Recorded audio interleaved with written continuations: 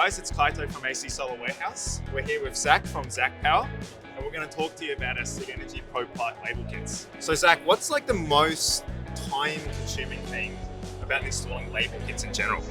Getting the generic label kits and finding that we don't have the correct labels for the kits. These kits are very good, as in they have a QR code that lets even our younger apprentices follow a very strict how-to guide. Especially with modern compliance, it's very important that it's done right. What's the best thing about our label kits? We've been installing the label kits since the Generation 1.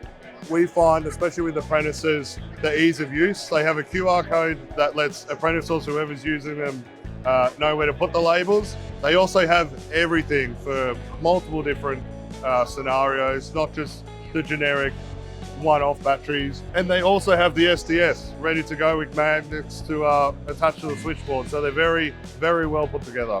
That's awesome, mate. Thank you so much. Look, we've got a QR code on how, with different installation practices, different installation scenarios, and where each of these label goes makes the time so much easier. It shouldn't take any longer than 5-10 minutes to install.